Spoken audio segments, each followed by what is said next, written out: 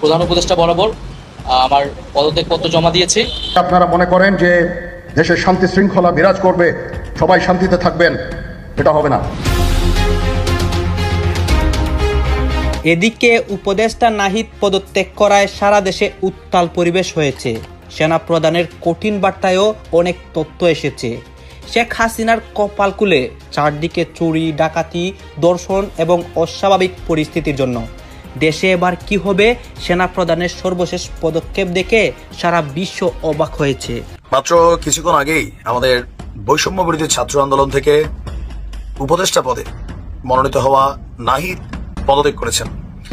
তো তার পদত্যাগ করার পর তার বেশ কিছু ছবি ভাইরাল হয়েছে। পাশাপাশি ডক্টর ইউনূসের সাথে সেই আলিঙ্গন করা বিশেষ মুহূর্ত দেখে অনেকেই কান্নাও করেছেন। সরকার কোনোভাবে অ্যাক্টিভ না। উপদেষ্টার উচিত এই ব্যর্থতার দায় নিয়ে এতগুলো ধর্ষণ, এতগুলো খুন, ছিনতাইয়ের দায় নিয়ে দ্রুততম সময়ের মধ্যে ব্যর্থতার দায় নিয়ে পদত্যাগ করা উচিত। অন্তর্বর্তী সরকারের উপদেষ্টা পরিষদ থেকে পদত্যাগ করেছেন তথ্য সম্প্রচার মন্ত্রণালয়ের উপদেষ্টা নাহিদ ইসলাম।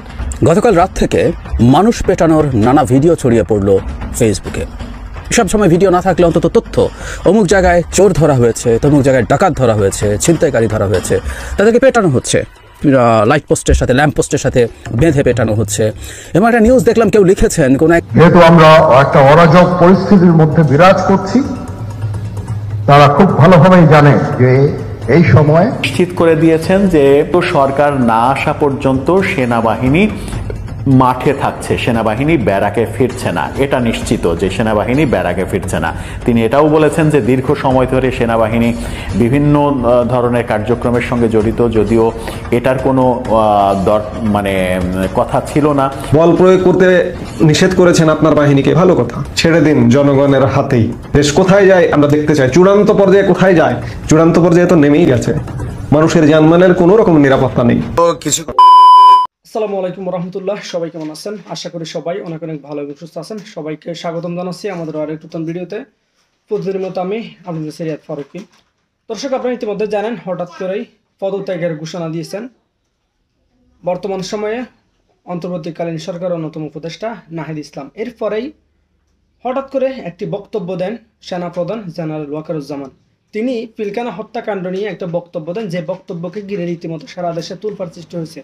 এদিকে একটা গুঞ্জন রীতিমতো রয়ে গেছে, সেটা হচ্ছে উপদেষ্টা নাহিদের পরেই একে একে পদত্যাগ করতে চলেছেন আসিফ এবং মাহফুজ আলম। এটা কতটুকু সত্য?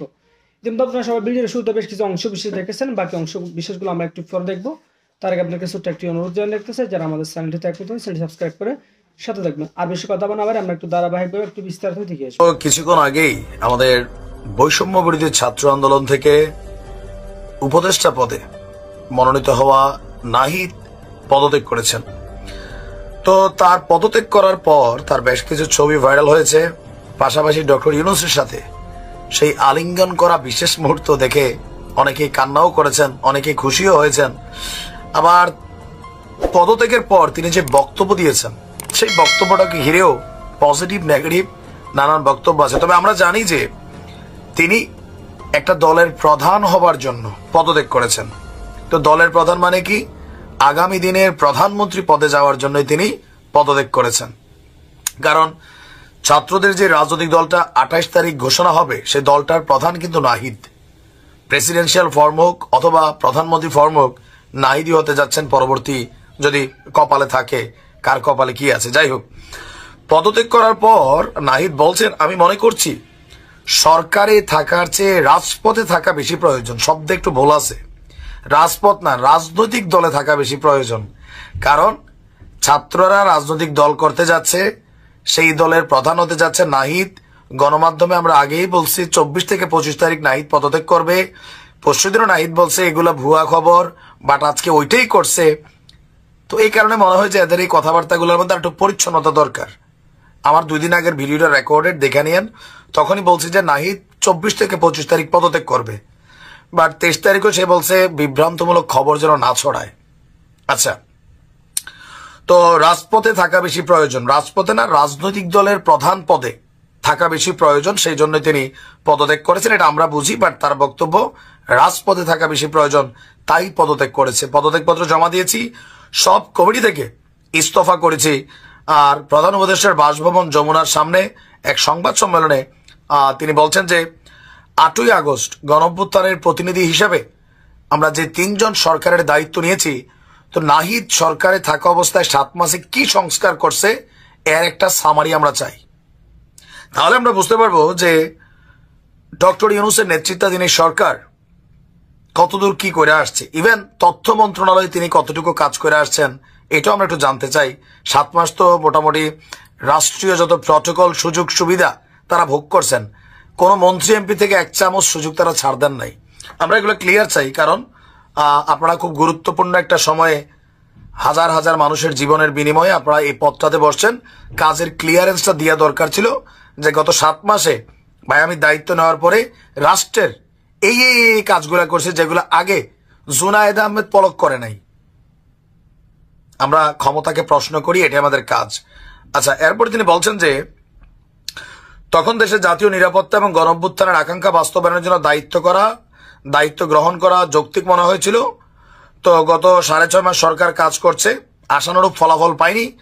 তো আমার কাছে মনে হয়েছে সরকারি স্টেবিলিটি আসছে। কোন দিক থেকে আপনি মনে করেন? মানুষ ঘুমাইতে পারেন, আপনারা ঘুমান।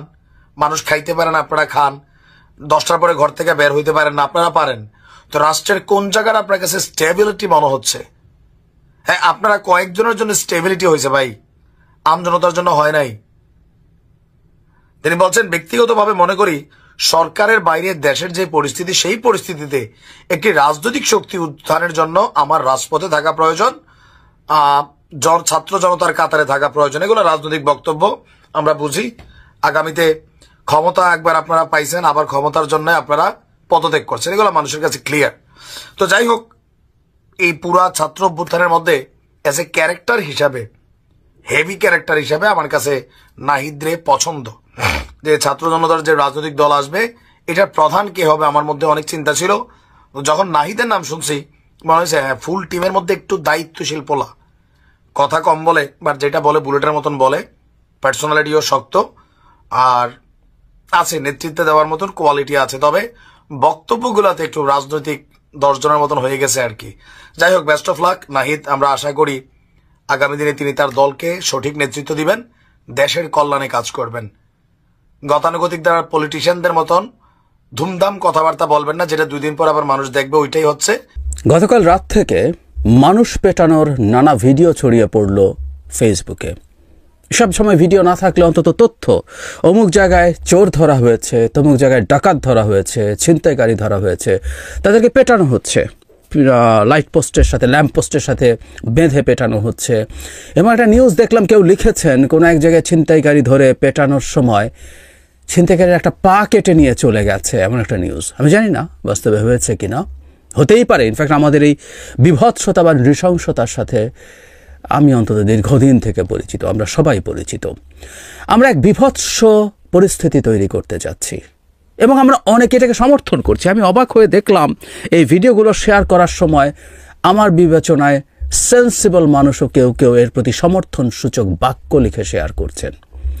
এক ভয়ঙ্কর প্রবণতা আমরা মানি। গত কয়েকদিন থেকে, বেশ কয়েকদিন থেকে বা কয়েক সপ্তাহ থেকে দেশের আইনশৃঙ্খলার অবস্থা বেশ খারাপ।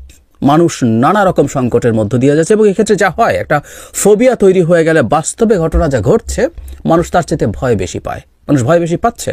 এটা অযৌক্তিক না, কিন্তু এই প্রেক্ষাপটে আহ্বান জানালেন অনেকে যে শেখ হাসিনার পালিয়ে যাওয়ার পর যেভাবে আমরা রাস্তায় নেমেছিলাম, সেভাবে এখন আমাদের নিজেদের রক্ষা করতে হবে। এই আহ্বান দেখেছি, প্রত্যেকে রাস্তায় নামার কথা বলেছেন।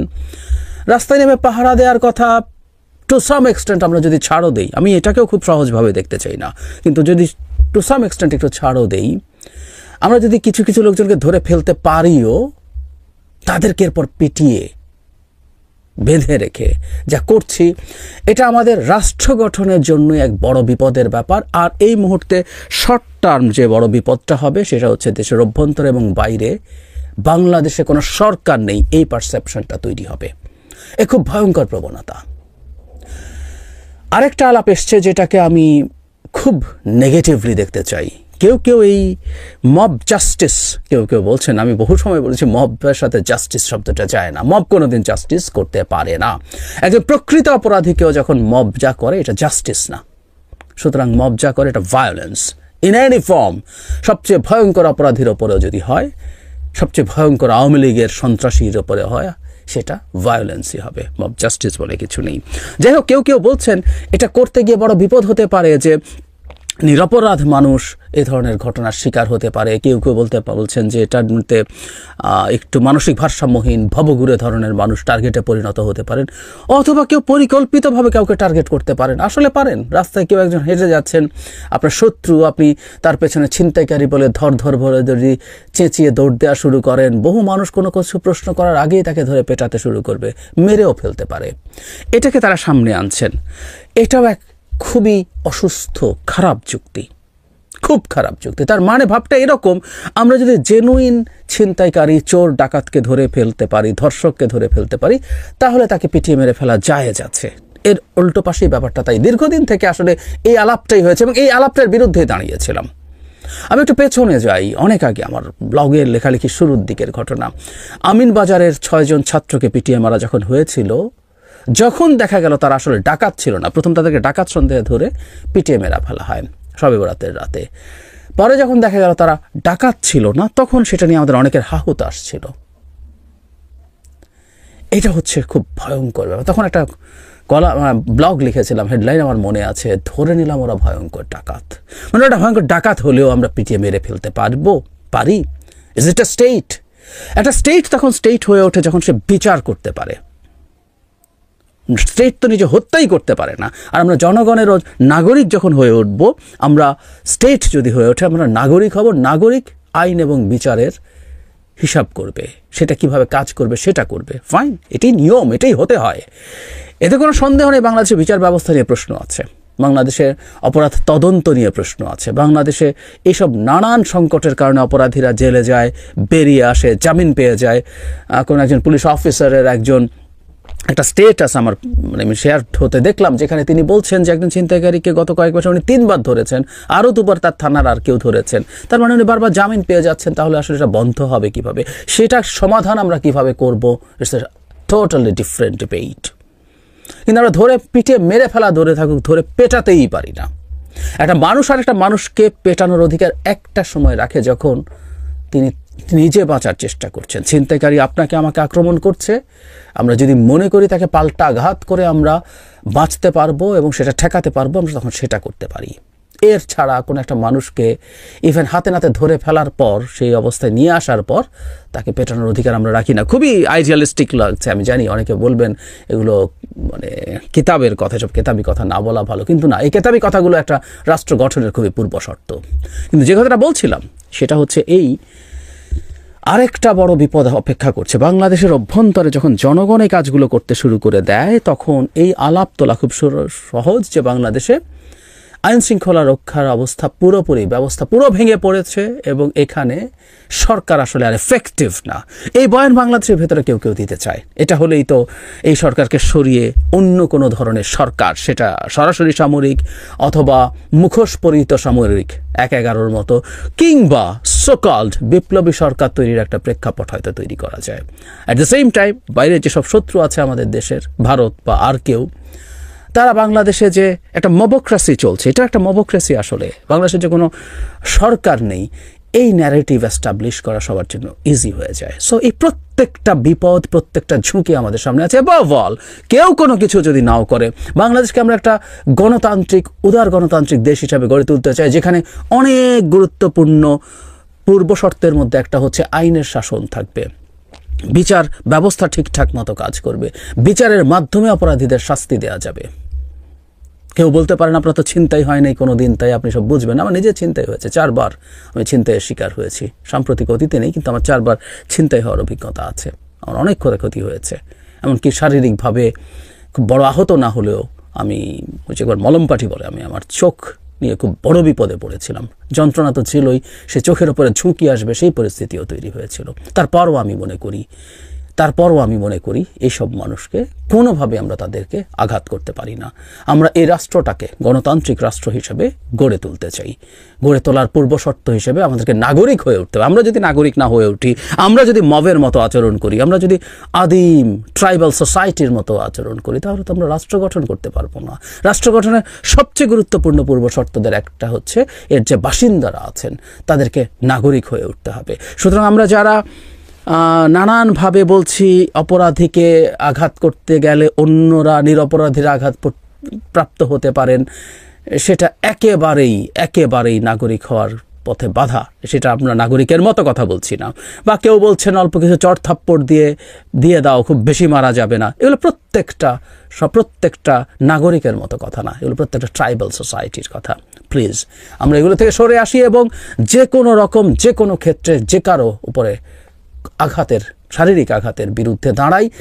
আইন, বিচার, পুলিশ নানা সংকট আছে, তারপরও না বিদ্যমান প্রেক্ষাপটে এমনকি আমরা যদি পাহারা দিতেও মাঠে থাকি, এটাও খুব ভয়ঙ্কর। কিন্তু আমি বুঝি মানুষ যখন নিরাপত্তাহীন হয়ে ওঠে, চক্রান্ত আছে, চক্রান্তের মধ্যেও নিরাপত্তাহীনতা তৈরি হতে পারে। ইনফ্যাক্ট চক্রান্ত নিয়ে আমি একটা স্ট্যাটাস দেখলাম, একজনের খুবই রাইটলি লিখেছেন, কেউ শেয়ার করেছেন। সেটা হলো এই যে অনেকগুলো ঘটনা ঘটছে এবং প্রচুর ভিডিও পাওয়া যাচ্ছে।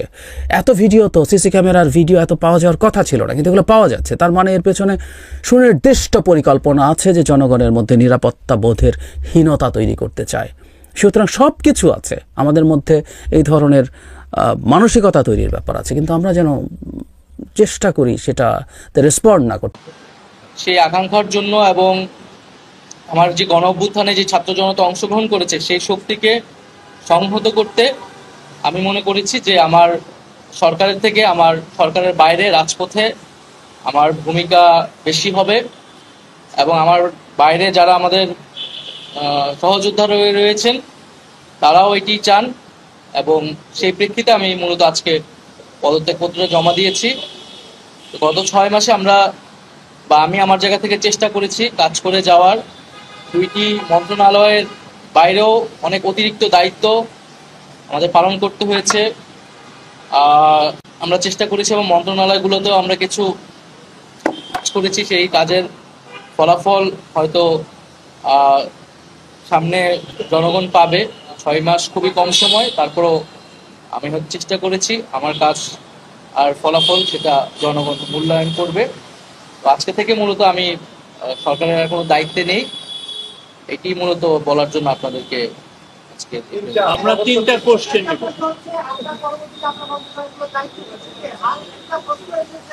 একটা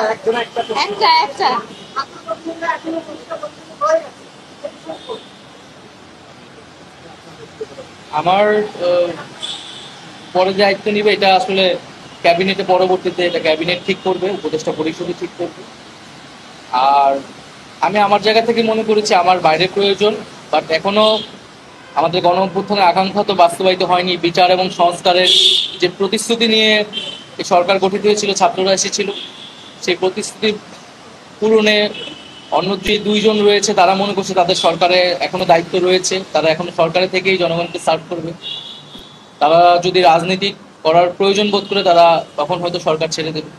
কন্টিনিউ রাখবো, কারণ তিনি বলছেন যে বাংলাদেশে যা ঘটে সবকিছু আওয়ামী লীগ ঘটায়। তো ওনার কথা কিন্তু কিছু অংশে সত্য, আবার কিছু অংশে যে আওয়ামী লীগ ঘটায় একটা মাইন্ড সেট আপ মানুষের মধ্যে হয়ে গেছে, এইটারও কিন্তু অপব্যবহার হচ্ছে। আইন শৃঙ্খলা পরিস্থিতি খারাপ, বিশেষ করে পুলিশ কেমন হবে। আমরা দেখেছিলাম যে ওই ডান্ডানিয়া রাস্তার মধ্যে বাড়ি দেওয়া পুলিশ যতটা ভাইরাল হয়েছে, ভাই এমনে বর্তমানে বাংলাদেশে পুলিশ দিয়া আসলে চলবে না। এটা যে যতই প্রশংসা করেন, রাইট নাও শক্ত হাতে ডান্ডা মেরে ঠান্ডা করতে না পারলে আইন শৃঙ্খলা পরিস্থিতি খারাপের দিকে যাবে। তো সুযোগ বোঝে যেহেতু আওয়ামী লীগের উপরে বারবার দোষ আসে, এবার অরিজিনালি কিন্তু কামসাইরা দিছে আপনার আওয়ামী লীগের নেতাকর্মীরা। পিরোজপুরের ইন্দুরকানি পুলিশের উপর হামলা চালিয়ে হেলাল খান নামক একজন আওয়ামী লীগ নেতা তাকে ছিনিয়ে নিয়ে গেছে তার সমর্থক এবং স্বজনরা। যদিও বিষয়টা পণ্ডশ্রম বোঝেন তো, মানে আপনি একটা কাজ করলেন সারাদিন দৌড়ে, দিন শেষে রেজাল্ট 0, কারণ পুলিশের থেকে আপনি মামলার আসামি ছিনাই নিছেন, আবার আওয়ামী লীগ করেন, আপনি ধরা খাবেন না, বা যাকে ছিনাই নিছে তিনি বাইচা যাবেন, পালাইয়া থাকবেন, আর যারা ছিনাই নিছে তারা বাইচা যাবে, এইটা আসলে অসম্ভব একটা ইস্যু বর্তমানে। যারা এই ঘটনা ঘটাইছে আমার ধারণা আগামী 24 ঘন্টায় প্রত্যেকে আবার অ্যারেস্ট হয়ে যাবে। বাট সাহসের জিনিসটা যে এখনো কমে নাই আওয়ামী লীগের, এটাই হচ্ছে এর প্রমাণ। গতকালকে দুপুরে উপজেলার ঢ্যাপসা বুনিয়া এলাকায় এই ঘটনা ঘটেছে।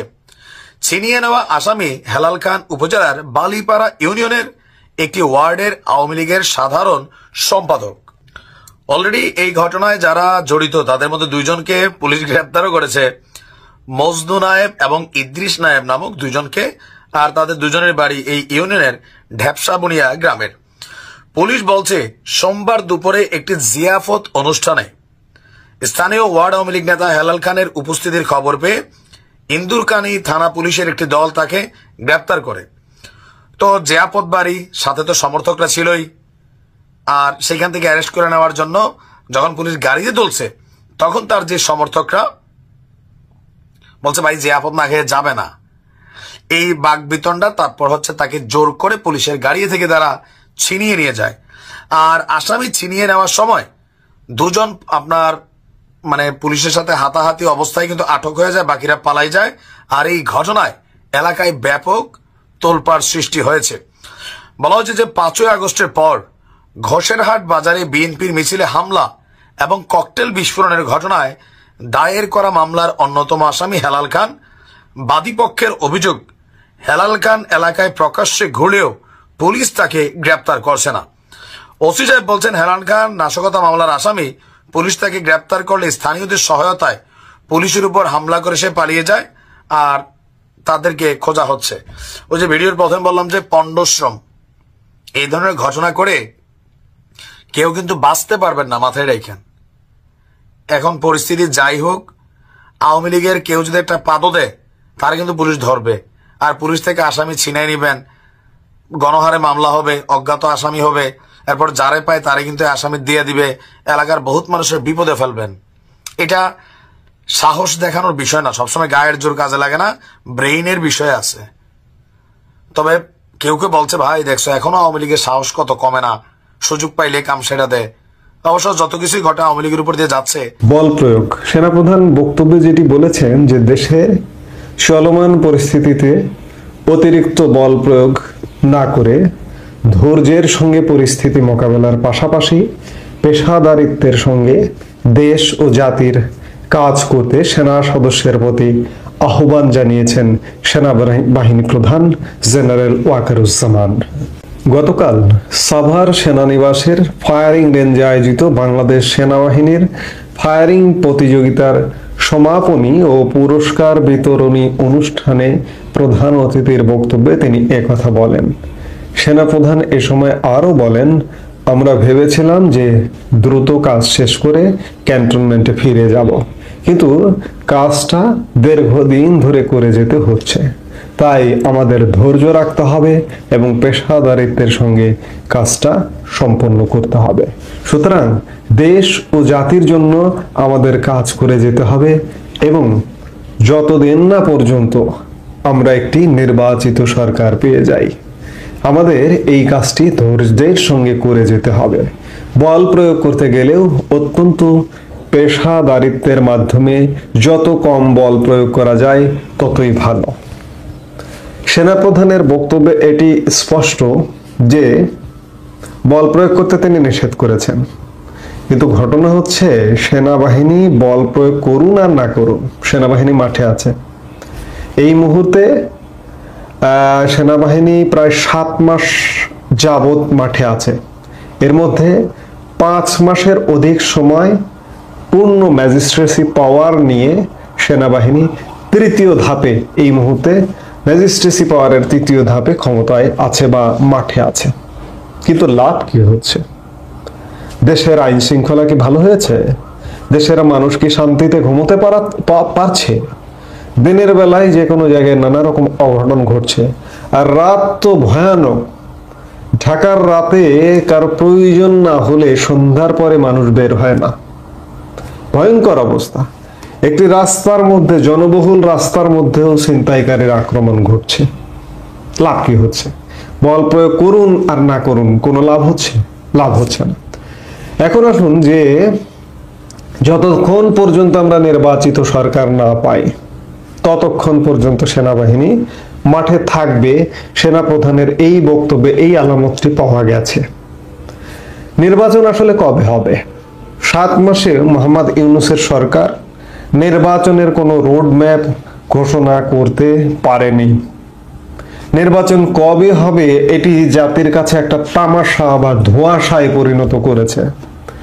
কখনো বলছে 25 ডিসেম্বরের মধ্যে, আবার গতকালকে প্রধান উপদেষ্টার প্রেস সচিব, যিনি সকল কাজের কাজী এমন একজন প্রেস সচিব, 53 বছরের ইতিহাসে যেমন প্রেস সচিব আমরা কখনো দেখিনি তেমন একজন প্রেস সচিব, তিনি গতকালকে আবার বলেছেন ডিসেম্বর অথবা সর্বোচ্চ 26 মার্চের মধ্যে। আসলে নির্বাচনটি কবে হবে? নির্বাচন নিয়ে জাতির সঙ্গে রীতিমতো একটি তামাশা করা হচ্ছে। একটি অনির্বাচিত সরকার, একটি অন্তর্বর্তীকালীন সরকার, যার দায়িত্ব নির্বাচন করা, যার দায়িত্ব দেশ শাসন করা নয়। দেশ শাসন করবে রাজনৈতিক দল। রাজনৈতিক দলের চূড়ান্ত লক্ষ্যই হচ্ছে ক্ষমতায় যাওয়া, দেশ শাসন করা। আপনারা কি? আপনারা কোথা থেকে এসেছেন? আমি বারবার বলি যে আপনারা কারা? এই জাতির জন্য আপনাদের কোন জায়গায় কি অবদান আছে? আপনারা এসেছেন, দেশ শাসন করছেন এবং ফাঁকা ফিল্ডে গোল দিচ্ছেন আমি যদি বলি, এবং নির্বাচন নিয়ে ধোঁয়াশা। আদৌ নির্বাচন কি 2-1 বছরের মধ্যে হবে কিনা? যদি না হয় তাহলে কি সেনাবাহিনী থাকবে মাঠে? সেনাবাহিনী যে থাকবে তেমনটাই তো বলছেন সেনাপ্রধান। সেনাবাহিনী উঠে যাবার কোনো সম্ভাবনা নেই, কিন্তু উঠে যাক কিংবা থাকুক কোনো লাভ নেই। সেনাপ্রধান দায়িত্ব নিয়েছেন বাংলাদেশের, দায়িত্ব নিয়ে দায়িত্ব পালন হচ্ছে না। আমি বলতেই পারি বাংলাদেশের নাগরিক হিসেবে, আমার মুখ বন্ধ করলে বন্ধ করতে পারেন, কোনো অসুবিধা নেই। দায়িত্ব নিয়েছেন, দায়িত্ব নিয়ে দায়িত্ব পালন করবার মতো দায়িত্ব পালন করুন। শুধুমাত্র মুখে মুখে দায়িত্ব নয়। আজকে দিনের বেলা চুরি ডাকাতি রাহাজানি, রাত তো সেটা বলার অপেক্ষা রাখে না। ভয়ঙ্কর পরিস্থিতি সারা বাংলাদেশে। হয় দায়িত্ব পালন করুন, না হলে ক্যান্টনমেন্টে ফিরে যান। ছেড়ে দিন জনগণের হাতেই। দেশ কোথায় যায় আমরা দেখতে চাই। চূড়ান্ত পর্যায়ে কোথায় যায়? চূড়ান্ত পর্যায়ে তো নেমেই গেছে। মানুষের জানমালের কোনো রকম নিরাপত্তা নেই। বল প্রয়োগ করতে নিষেধ করেছেন আপনার বাহিনীকে, ভালো কথা। আমরাও চাই না যে বল প্রয়োগ করা হোক অন্যায়ভাবে কারো উপরে, কিন্তু বল প্রয়োগ করবেন না, আবার মাঠে থাকবেন, কিন্তু জনগণ কোনো সুফল পাবে না, জনগণের ট্যাক্সের টাকায় বেতন পান, তা তো হতে পারে না। এখন যেটি হচ্ছে যে সেনাবাহিনী স্থায়ীভাবে মাঠে থাকছে, সেটি 1 বছর 2 বছর, নির্বাচন যতদিনে হয়, যতদিনে মর্জি হয়। আমি একটা কথা বারবার বলি যে উচ্চচাপ, নিম্নচাপ, পার্শ্বচাপ শব্দগুলো আমি বারবার উচ্চারণ করি। দেশি বিদেশি চাপ ছাড়া মোহাম্মদ ইউনূসের সরকার পেয়ে বসেছে, এবং পেয়ে বসে যতদিন পারা যায় ততদিন ছড়ি ঘোরাবে, এটি নিশ্চিত থাকুন। বিএনপি বলুন, এ বলুন, সে বলুন, এ রাজনৈতিক দল, সেই রাজনৈতিক দল। বিএনপির গতকালকেও একজন নেতা বলেছেন যে রোজার মধ্যে যদি নির্বাচনের রোডম্যাপ না ঘোষণা করা হয়, ঈদের পরে আন্দোলন করবেন। বিএনপি ঈদের পরের আন্দোলন থেকে আর বের হতে পারছে না। ঈদ কি? আমি গতকালকের একটি বক্তব্যে তারেক রহমানের ফিরে আসা, দেশে আসবার আহ্বান জানিয়েছিলাম, তাতে বলেছিলাম দেশের ক্রান্তিকালে ঈদ থাকতে পারে না। ঈদ রোজা সব চলবে, ঈদ করবেন, রোজা করবেন, কিন্তু দেশের ক্রান্তিকালে আপনি একটি রাজনৈতিক দল হিসেবে আপনার দায়িত্ব পালন করবার আছে। আপনার ইউনূস সরকারকে চাপ দেওয়ার প্রয়োজন আছে।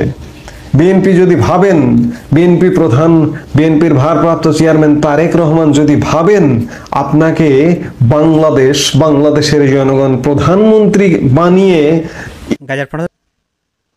তো প্রিয় দর্শক, ইতিমধ্যে আপনারা সবাই দেখেছেন, ভিডিওটি দেখে আপনার মতামত অবশ্যই কমেন্ট করে জানাবেন। আমরা চেষ্টা করি সারা দেশে যে পরিস্থিতি চলতেছে তারই ধারাবাহিকতা যে ভিডিওগুলো সামাজিক যোগাযোগ মাধ্যম আমরা পাই সেগুলো আপনার মাঝে বিভিন্নভাবে তুলে ধরার চেষ্টা করি। এখানে আমাদের ব্যক্তিগত কোনো মতামত নাই, অবশ্যই ভালো লাগবে, অবশ্যই শেয়ার করে দেবেন। চ্যানেল নতুন থেকে চ্যানেল সাবস্ক্রাইব করে সাথে থাকবেন, এরকম ফান চলা করতে সবার আগে পেতে। ধন্যবাদ সবাইকে, আল্লাহ হাফেজ।